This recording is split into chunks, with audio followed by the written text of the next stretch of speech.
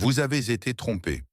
On vous a inculqué pendant des décennies que l'homme du 21e siècle doit être ouvert, qu'il faut partager ses sentiments, déverser ses problèmes sur la femme et être un livre honnête déjà lu.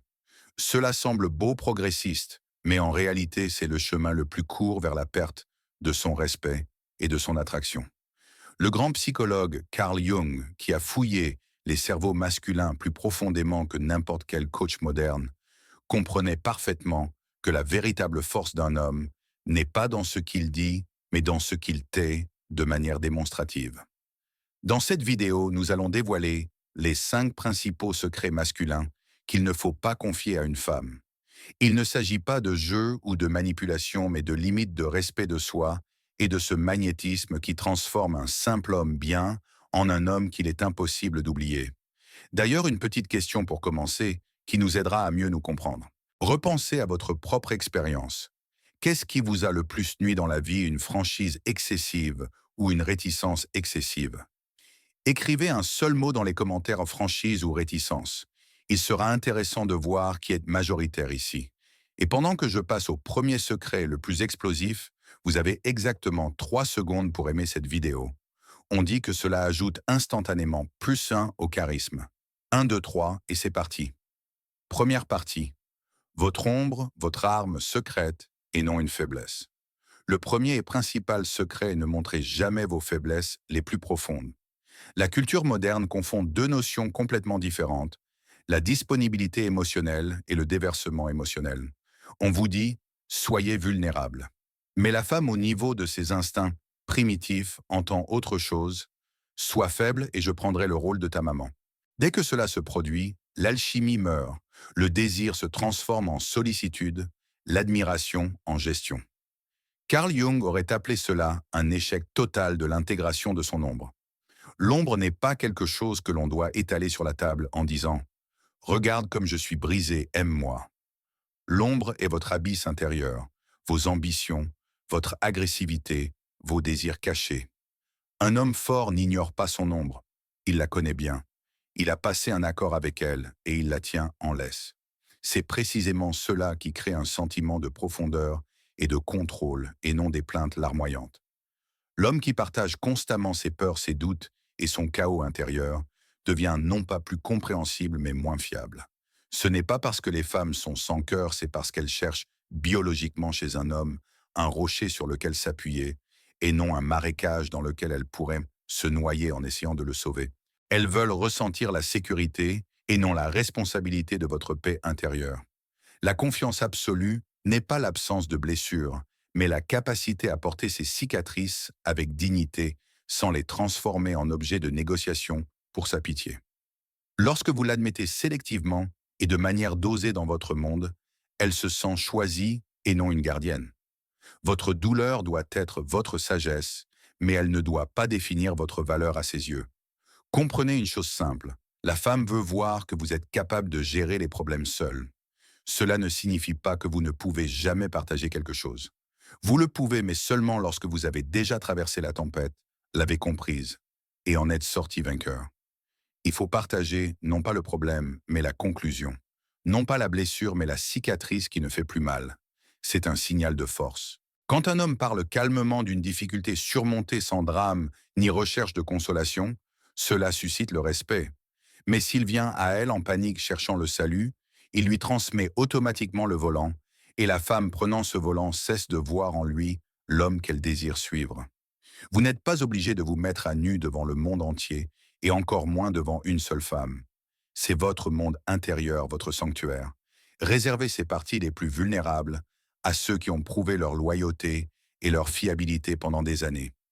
Dans un monde qui confond vulnérabilité et ouverture illimitée, souvenez-vous, un homme capable de se maîtriser, même dans la douleur, provoque beaucoup plus d'attraction que celui qui pleure constamment en exigeant d'être remarqué. Mais même si vous avez appris à maîtriser votre ombre, il y a une erreur capable de dévaloriser tous vos efforts. C'est le striptease financier. Et nous allons voir pourquoi il est si dangereux. Deuxième partie. Le striptease financier est annulé. Le secret numéro 2 qui frappe directement les valeurs modernes de la transparence totale, ne révélez jamais l'intégralité de votre situation financière. Chez un homme capable de subvenir à ses besoins, mais qui ne ressent pas le besoin de se vanter ou même simplement de rendre compte de l'intégralité de ses finances, réside une force tranquille et inébranlable. Le monde crie « Faites-vous confiance, montre-lui ton compte en banque ». Mais la psychologie fonctionne plus subtilement. Dès que la femme sait exactement combien vous avez d'argent, un interrupteur se déclenche souvent inconsciemment dans sa tête et la relation commence lentement, mais sûrement à se transformer en projet d'entreprise. Si vous avez beaucoup d'argent et qu'elle le sait, ses attentes changent. Elle commence à évaluer vos actions à travers le prisme de vos possibilités. Pourquoi m'a-t-il offert ceci et non cela? Pourtant, il peut se le permettre. Pourquoi allons-nous ici et non aux Maldives? Vous n'êtes pas encore son mari, peut-être même pas un partenaire permanent, mais on vous applique déjà des normes que vous n'avez pas demandées. Vous cessez d'être simplement un homme pour elle. Vous devenez une fonction, une ressource, un portefeuille ambulant. Et le plus effrayant, c'est que cela tue son respect. Elle commence à voir non pas votre personnalité, mais votre persona, comme dirait Jung, votre masque social oubliant qu'il y a derrière elle un être vivant.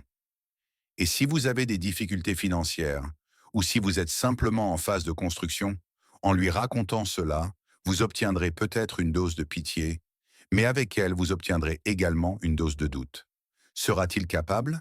Est-il fiable? Puis-je compter sur lui à long terme? Aucune de ces réactions ne témoigne de sa cruauté ou de sa vénalité. C'est de la pure biologie et psychologie de la survie. La femme cherche la stabilité. Et lorsque vous annoncez vous-même votre instabilité, vous détruisez l'un des piliers fondamentaux de votre image masculine à ses yeux. Votre valeur en tant qu'homme et votre valeur en équivalent monétaire sont deux univers différents. Au premier stade de la relation, on doit vous apprécier pour vos ambitions, votre façon de penser, votre discipline, votre sens de l'humour, la façon dont vos yeux brillent lorsque vous parlez de votre objectif. Les chiffres sur le compte ne peuvent pas mesurer cela. La femme qui tombe amoureuse de votre potentiel et de votre colonne vertébrale restera avec vous pour les bonnes raisons. Celle qui est tombée amoureuse de votre style de vie s'enfuira à la première tempête. Ne faites pas de striptease financier. Laissez-la ressentir votre confiance et non compter vos actifs.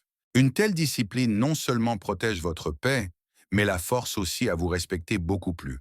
En protégeant votre portefeuille, vous avez protégé votre masque social. Mais qu'en est-il de votre véritable chemin? Ensuite, nous parlerons de pourquoi l'homme mystère l'emporte toujours sur le livre lu. Troisième partie. L'homme mystère et non le livre lu. Le troisième secret: ne dévoilez jamais tous vos pas. À notre époque des réseaux sociaux et de l'ouverture totale, ce principe ressemble à une hérésie. On nous a habitués à rendre compte de chacune de nos actions. Voici que je vais à une réunion, voici que je lance un nouveau projet, voici que j'envisage d'aller là. Les hommes font cela en pensant qu'ils témoignent d'honnêteté et créent de la confiance. Mais en réalité, ils commettent une erreur fatale. Ils tuent le mystère, et le mystère est l'oxygène de l'attraction féminine. Souvenez-vous de n'importe quel héros de film d'action ou de séducteur fatal au cinéma. Est-ce qu'il appelle sa dame pour lui faire un rapport? Chérie, je vais faire une opération secrète, puis je passerai au pressing, et ce soir peut-être que je sauverai le monde. Non, il disparaît simplement et apparaît. Ses actions parlent plus fort que toutes les annonces. C'est là que réside l'incroyable attrait de l'homme qui garde ses plans pour lui. Il avance consciemment, mais sans explication superflue. Il ne ressent pas le besoin d'obtenir l'approbation ou la permission pour ses actions. Il fait simplement. Cette tranquille confiance autosuffisante rend folle, car elle témoigne de la présence d'une boussole intérieure, d'un chemin propre.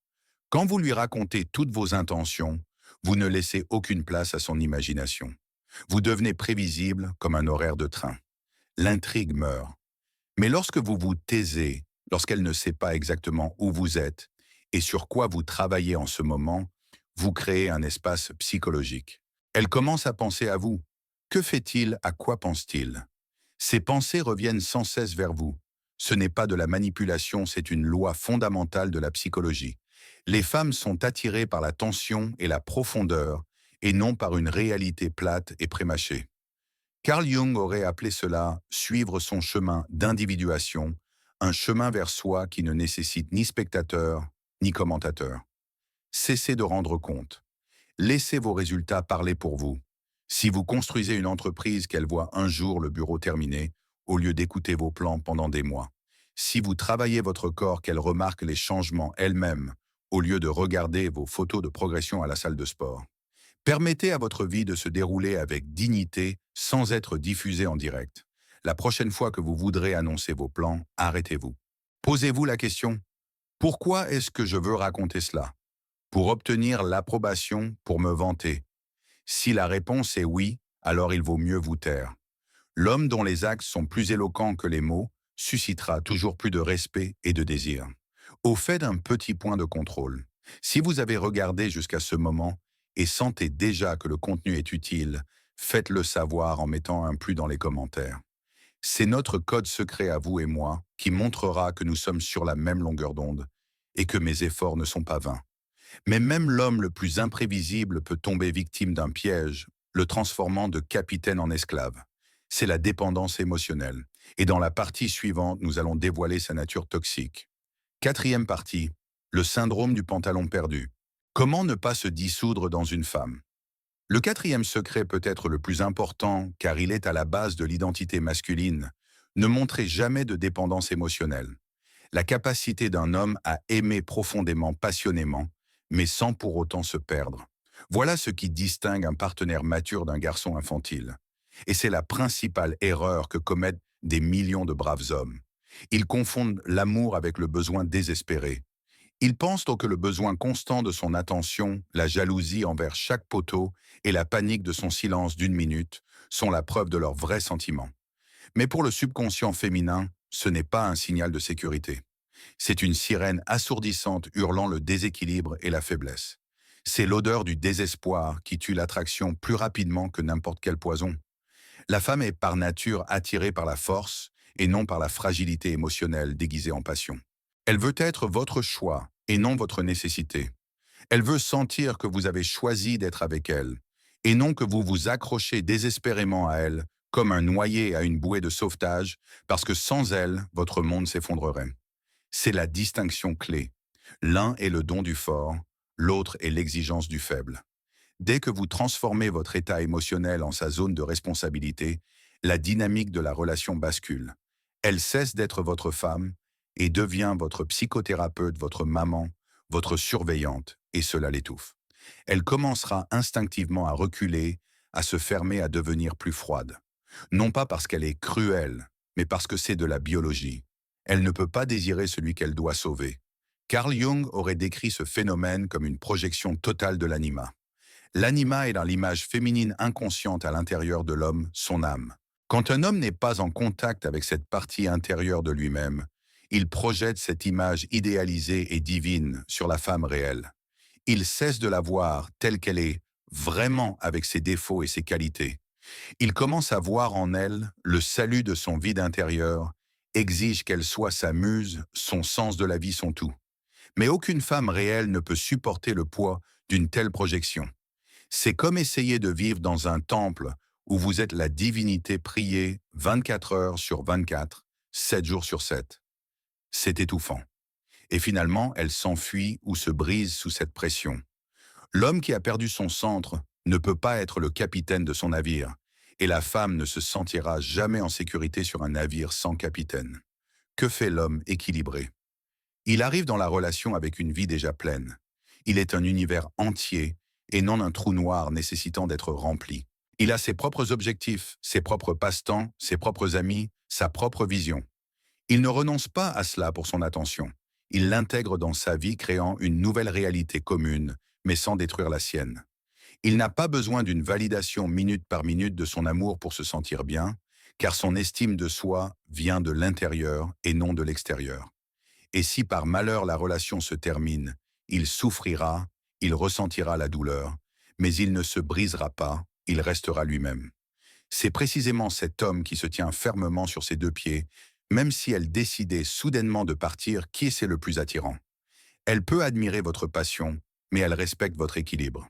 Ainsi, vous avez récupéré votre centre, mais il reste un dernier bastion, votre passé. Ensuite, nous verrons pourquoi vos cicatrices ne sont pas une marchandise à la foire aux vanités. Cinquième partie. Vos cicatrices ne sont pas une marchandise à la foire aux vanités. Et enfin, le cinquième secret le plus subtil, ne racontez pas toute votre vie passée. Il y a une puissance incroyable chez l'homme qui porte son passé avec une dignité tranquille, non comme un fardeau insupportable, mais comme une partie de l'architecture de son âme. Il n'a pas besoin d'exposer chaque erreur, d'avouer chaque faute et d'énumérer toutes ses ex avec une analyse détaillée de ce qui a mal tourné pour prouver qu'il est honnête. C'est une autre illusion du monde moderne qui confond l'intimité avec l'exhibitionnisme émotionnel.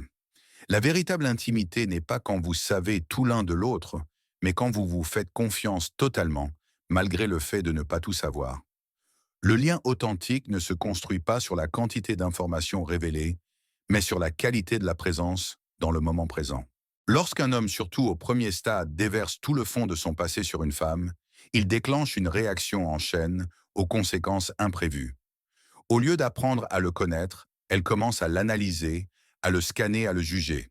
Elle essaie involontairement ses erreurs passées, se compare à ses ex-doutes de ses paroles. La curiosité s'éteint, le mystère se dissout et la tension qui nourrit le désir s'effondre sous le poids de l'information superflue. C'est comme aller au cinéma et lire avant le début de la séance un résumé détaillé de tout le film, y compris tous les rebondissements. L'intérêt meurt instantanément. Comprenez bien, il ne s'agit pas de mensonges. Il s'agit de protéger les limites sacrées. Imaginez que votre passé soit votre galerie de tableaux personnels. Il y a des chefs-d'œuvre, des œuvres controversées, des toiles sombres et effrayantes. Vous n'allez pas faire visiter cette galerie à n'importe quel passant dans la rue. Non, vous n'inviterez que celui qui a prouvé qu'il était capable de comprendre la profondeur de vos tableaux, qui ne pointera pas du doigt et ne se moquera pas de vos premières ébauches maladroites. Les parties bleues de votre passé ne sont pas quelque chose dont il faut avoir honte. Au contraire, c'est quelque chose qui doit être mérité. Vos cicatrices, vos victoires et vos défaites sont le résultat de vos batailles personnelles. Des batailles que vous avez menées en silence, non pour les applaudissements, mais pour la survie et la croissance. Lorsque vous essayez de transmettre cette expérience par des mots, elle perd souvent de sa force et de sa valeur. Soyez honnête. Souvent, en racontant vos erreurs, vous cherchez non pas sa compréhension, mais votre purification. Vous voulez être pardonné, que l'on confirme que vous avez changé, mais ce faisant, vous la placez dans un rôle qu'elle n'a pas signé. Elle devient votre prêtre, le juge de votre passé, et non la partenaire de votre présent. Laissez-la ressentir qui vous êtes devenu, au lieu de simplement entendre comment vous en êtes arrivé là. Elle n'a pas besoin de voir tout le jardin de vos erreurs passées pour apprécier la force de l'arbre qui se dresse devant elle aujourd'hui. Vos actions au présent, voilà la meilleure preuve de votre croissance. Que votre passé vous informe et non vous détermine. Que votre silence parle plus fort que toutes les confessions. C'est le signe de la plus haute discipline émotionnelle. Conclusion. Le sceau du silence, le code clé de l'influence. Alors tirons une conclusion. Au cœur de tout homme influent qui suscite non seulement le désir, mais aussi un respect profond et inébranlable, réside une force invisible. La force de la retenue. Savoir ce qu'il faut révéler et ce qu'il faut laisser à jamais sous sept sceaux n'est ni manipulation ni jeu. C'est un signe de maturité émotionnelle, de clarté cristalline et de présence d'un objectif. Dans un monde qui crie bruyamment, appelant les hommes à être totalement ouverts, constamment disponibles et émotionnellement dénudés, le choix conscient en faveur du silence est un acte de rébellion tranquille, un acte de profonde sagesse. C'est la différence entre un feu de joie qui brûle tout sans distinction et la puissance d'un réacteur nucléaire où l'énergie est sous contrôle total. Les 5 secrets que nous avons dévoilés aujourd'hui sur les faiblesses, l'argent, les plans, la dépendance et le passé ne visent pas à ériger des murs mais à protéger votre centre intérieur, votre sanctuaire. L'homme qui gère son secret, qui partage l'information intentionnellement et non impulsivement, devient une source d'ordre et de sécurité dans un monde chaotique. Le pouvoir absolu est toujours subtil. Il n'exige pas l'attention, il la captive. Il ne court pas après la reconnaissance. Il est simplement là, ancré dans son but. Et il ne révèle certainement pas toutes ses cartes immédiatement. Il laisse de l'espace pour la curiosité, pour le respect et pour une véritable intimité méritée. Maintenant, la question principale pour vous. Lequel des 5 secrets considérez-vous non seulement comme utile, mais comme vital pour un homme dans le monde moderne? Et pourquoi celui-là en particulier? Partagez vos réflexions dans les commentaires. Vos histoires peuvent aider les autres. Chaque homme a des blessures, des rêves et son propre combat. Mais il n'est pas donné à tout le monde de le savoir. L'art de savoir ce qu'il faut donner et ce qu'il faut protéger. Et c'est un signe de discipline intérieure. Lorsque vous vous comportez avec un sang-froid tranquille, vous devenez inoubliable. Cela ne vous rend pas froid ou distant. Cela fait de vous le maître de votre monde. Si ces idées passées au filtre de la sagesse de Carl Jung vous ont semblé précieuses et que vous souhaitez recevoir le même contenu honnête pour une croissance réelle, vous savez ce qu'il faut faire. Abonnement et cloche pour ne pas manquer la prochaine vidéo où nous approfondirons encore la mécanique de l'attraction et du pouvoir. Merci d'avoir regardé. Et souvenez-vous, l'homme qui sait quoi retenir l'emporte toujours.